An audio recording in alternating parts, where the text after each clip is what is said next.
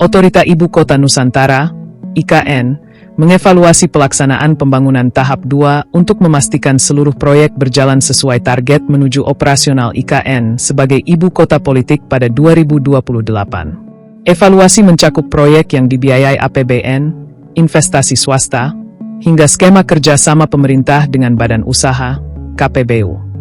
Rapat monitoring dan evaluasi digelar di kawasan inti pusat pemerintahan, KIP, IKN dengan melibatkan kementerian, kontraktor, konsultan, dan investor.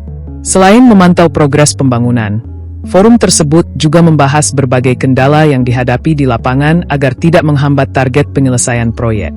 Hingga pertengahan Juli 2026, Otorita IKN mencatat dari total 40 paket pekerjaan yang dikelolanya, sebanyak 9 paket telah rampung pada 2025.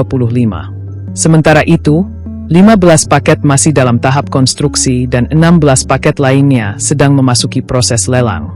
Pembangunan yang masih berlangsung meliputi kawasan legislatif dan yudikatif, jaringan jalan, embung, kolam retensi, hingga jaringan perpipaan air minum sebagai penunjang layanan dasar di ibu kota baru.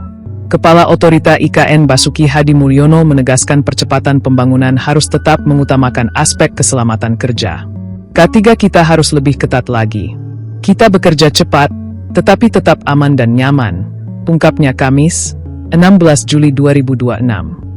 Di sisi lain, Kementerian Pekerjaan Umum masih mengerjakan 12 dari total 90 paket pembangunan, termasuk jalan tol IKN, duplikasi jembatan Pulau Balang Bentang Pendet, serta sejumlah jalan pendukung lainnya. Adapun Kementerian Perumahan dan Kawasan Permukiman saat ini masih menyelesaikan satu proyek rumah susun yang diperuntukkan bagi warga terdampak relokasi.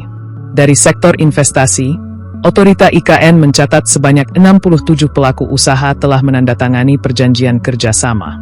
Sebanyak 9 proyek investasi telah selesai dibangun, sedangkan 6 proyek lainnya masih dalam tahap konstruksi. Beberapa di antaranya meliputi kampus Universitas Gunadarma Nusantara, Rumah Sakit Abdi Waluyo, Teras Bay Pelataran, hingga sejumlah proyek apartemen. Selain itu, melalui skema KPBU, pemerintah juga menyiapkan pembangunan 108 unit rumah tapak dan 8 menara rumah susun yang dalam waktu dekat memasuki tahap konstruksi. Basuki memastikan evaluasi akan terus dilakukan secara berkala agar seluruh pembangunan tetap berada di jalur yang telah ditetapkan menuju target operasional IKN pada 2028. Target kita 2028. Kualitas, estetika, dan keberlanjutan lingkungan harus tetap menjadi pegangan, pungkasnya.